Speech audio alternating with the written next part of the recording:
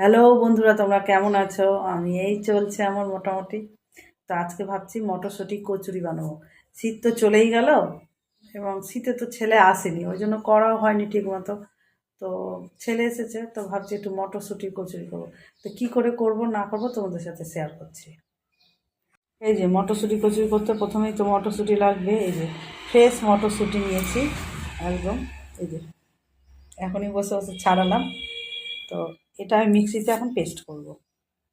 মটরশুঁটিটা ধুয়ে মিক্সিতে দিলাম, শুধুই মটরশুঁটি, আর কিচ্ছু দিব না এর মধ্যে। এটা পেস্ট করবো এখন।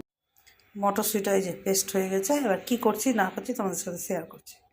কড়াইতে সাদা তেল দিলাম, তেলটা গরম হতে দিলাম। গরম হোক, তার মধ্যে 1 চামচা জিরার গুঁড়া দিয়েছি, 1 চামচা আদা, আর 1/2 চামচা মতো কাঁচা লঙ্কা বাটা। কাঁচা লঙ্কাটা আবার লাল লঙ্কা ছিল। এটা আমি একটু ভাজা ভাজা করবো, তারপর নুন হলুদ দেবো। এই যে 2 চামচা নুন দিলাম।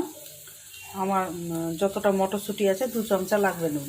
হলুদ দিয়েছি 1 চামচা, আর একটুখানি চিনি দিয়েছি। এটা দিয়ে আমি এখন এটা কষবো ভালো করে।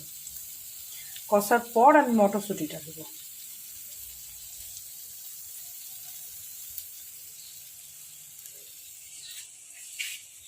তেলটা ছেড়ে আসছে, কষা কষা হয়ে গেছে। এবার মটরশুঁটিটা আমি দিয়ে দেবো। মটরশুঁটিটা এখনও কষছি, কষা হয়নি। কষা হলে আমি তারপর নামিয়ে নেবো। মটরশুঁটি পেস্টটা এই যে কষানো হয়ে গেছে। এবার এটা আমি কিছুক্ষণের জন্য একটু রাখবো, ঠান্ডা হতে দেবো। দিয়ে এদিকে আমি আটা মাখবো। এই যে এটা হলো আটা দিয়ে করেছি। আটাটার মধ্যে হলো একটু নুন, চিনি আর সাদা তেল, এটা দিয়ে ভালো করে ময়ম দিয়ে মাখলাম। মেখে এই যে লেচি কেটে আমি এবার আধ ঘন্টার মতো আমি রেখে দেবো। আধ ঘন্টার পর তারপরে আমি করব। ঘন্টা পর চলে এসেছি। এই যে গোল বাটির মতো করেছি, ওর মধ্যে এই যে পুরটাকে ভরলাম।